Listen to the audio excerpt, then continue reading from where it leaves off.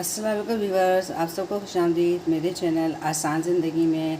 आपने मेरा टाइटल तो देख लिया होगा, आपको उससे अंदाज़ा हो गया होगा कि मैं आज आपको क्या बता रही हूँ। मैं आपको बता रही हूँ किचन में आने वाली मुश्किलात होती तो छोटी छोटी है, मगर हमें महसूस होता है कि बहुत बड़ी बड़ी है कि हमें उनको हल नहीं मालूम होता। तो आज मैं आपको बड़ी बड़ी मुश्किलात के छोटे छोटे से हल बताऊँगी। पहला हल में हम अपना आगाज़ जो करते हैं वो मैं अपने चूल्हे से करती हूँ।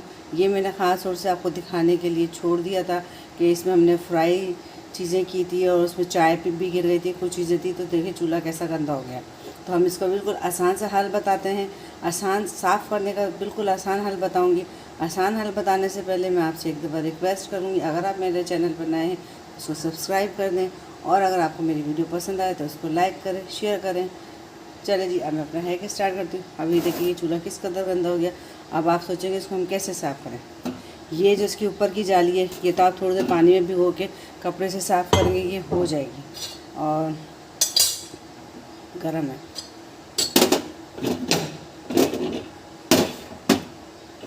और ये भी हो जाती है, मगर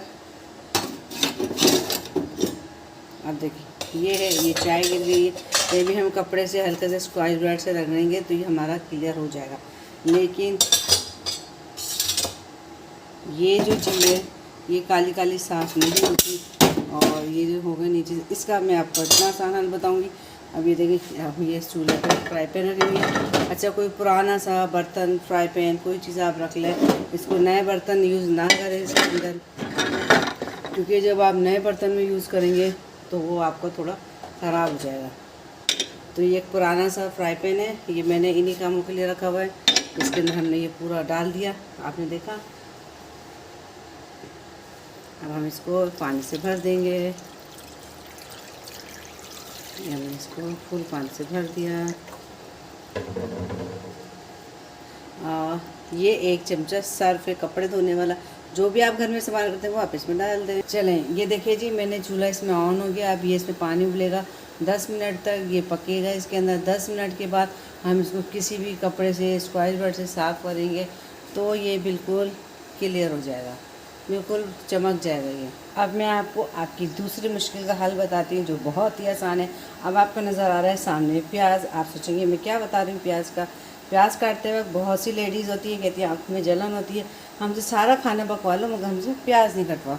तो प्याज की कड़वाहट ख़त्म करने का बिल्कुल आसान सा हल है। प्याज है, ये आपने शॉपर लिया, कोई सा भी आप शॉपर ले लें। ये प्याज को शॉपर में अच्छी तरह बंद किया इस तरीके से। आप चाहें तो प्याज को ऐसे भी रख सकते हैं फ्रीज़र में, मगर इसकी एक खुशबू, अजीब सी स्मेल होती है जो फ्रीज़र में बैठ जाती है।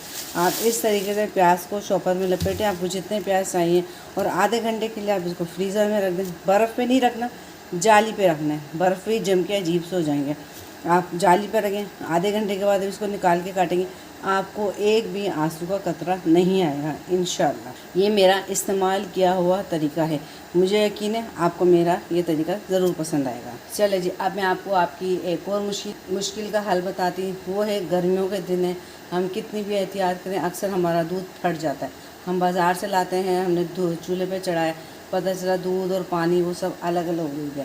उसका एक हल तो ये होता है कि आप उसका पानी उसका अलग करें और उसका पनीर बना लें। उससे आप सैंडविचेस भी बना सकते हैं और आप कोई मीठा भी बना सकते हैं उससे। और उसका सबसे एक और हल है कि आप कोई बर्तन लें। अच्छा, कोशिश करें आप ये काम एल्युमिनियम के बर्तन में करें, क्योंकि ये देखें मैंने इसको आपकी रस्सी उठा के रखा दिखाने के लिए कि ये इस तरीके से हो गया। फिर इसको साफ़ करना मुश्किल होता है। स्टील का बर्तन तो बिल्कुल जल जाता है। तो आप इसको इस तरीके से दरमियानी आंच पे पकाएं। ये खुद ब खुद पकता है, उबल के बाहर नहीं गिरता। आप इसके अंदर एक लकड़ी का चमचा छोड़ दें, खुद ही पक के कम होता जाएगा।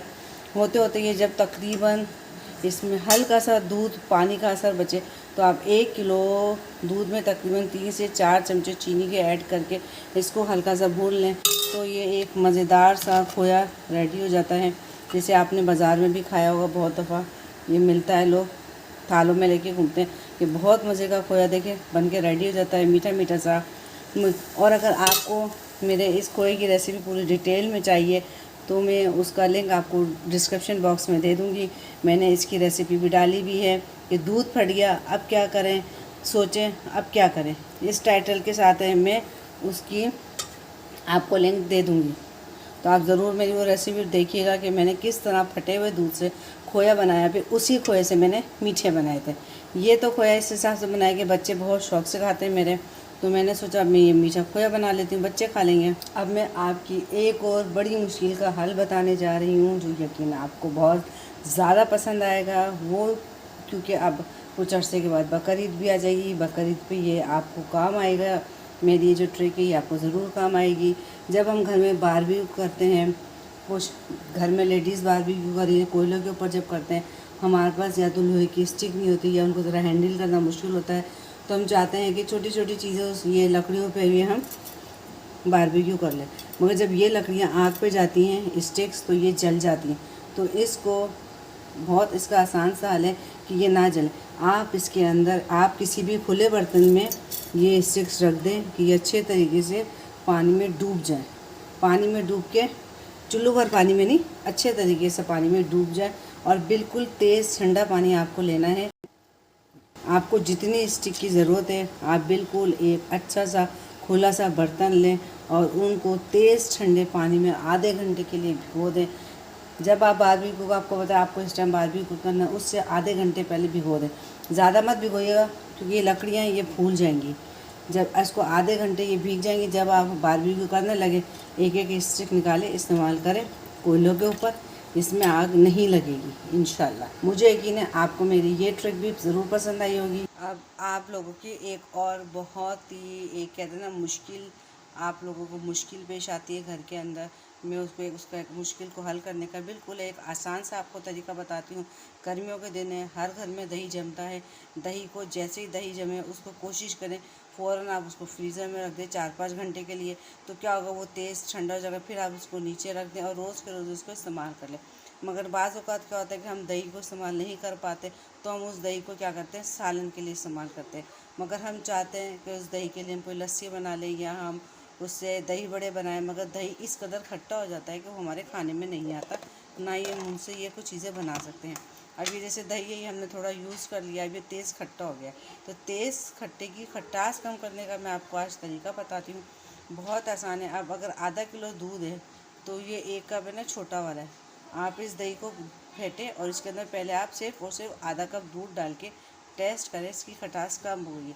अगर आपको उतनी खटास कम चाहिए तो ठीक है, अगर आपको और ज़्यादा चाहिए थोड़ा सा दूध और डाल दें। यानी आपको खटास कम करने के लिए उसके अंदर आपको दूध ऐड करना है। आप जब दूध को ऐड करेंगी तो खुद ब खुद उसकी जो खटास है वो कम हो जाएगी। मुझे यकीन है आपको मेरी जो मैंने आपको एक आसान सा तरीका बताया है दही की खटास कम करने का, आपको ज़रूर पसंद आया होगा। अगर आपको ये तरीका मेरा पसंद आया तो इसको आप ज़रूर ट्राई करके देखिएगा। बिल्कुल खटास कम होकर दही एक मीठा सा बन जाता है दूध डालने से। दूध डालें, उसके बाद आपको और जितना पतला अगर चाहिए तो आप उसमें थोड़ा सा पानी भी ऐड कर सकते हैं। मगर आप दूध ऐड करेंगे तो आपका दही मीठा हो जाएगा। आज मैंने आपको 5 तरीके, 5 जो आपकी मुश्किलात थी, बहुत बड़ी बड़ी आप समझते थे उन मुश्किलात को, मैंने उनके आज छोटे छोटे से आसान से आपको हल बताए हैं। कौन कौन से? सबसे पहले हमने फटे हुए दूध से खोया बनाया, हमने दही को मीठा किया, हमने जो स्टिक सी बारबेक्यू ये कोयलों पे जल जाती है, आग पर जल जाती है, मैंने आपको उसका तरीका बताया कि आप इसको कैसे यूज़ करें कि ये आग ना पकड़े।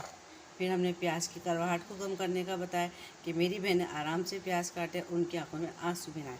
फिर ये देखें, चूल्हा बिल्कुल काला हो गया था, मैंने इसको अच्छे तरीके से सर्फ में धो के सिर्फ 10 मिनट के किया, हल्का सा मैंने कपड़े से, या ज़्यादा तो आप हल्का सा स्क्वाच ब्रश से रख, ये बिल्कुल साफ़ हो गया है। ठीक है, मुझे यकीन है आपको मैंने ये जो आपको 5 मुश्किलात का हल बताया है, आपको ज़रूर ये मेरा पसंद आया होगा। अगर आपको मेरी वीडियो पसंद आई हो तो उसको लाइक करें, शेयर करें और मेरे चैनल को सब्सक्राइब करें। आइंदा फिर मिलेंगे किसी कोई अच्छी सी नई कोई आपके लिए कोई ट्रिक लेकर आऊँगी या आपके लिए कोई रेसिपी लेकर आऊँगी। जो मुझे मौका मिला आपके लिए कोई नई चीज़ लेकर आऊँगी मैं। जब तक के लिए अल्लाह हाफिज़।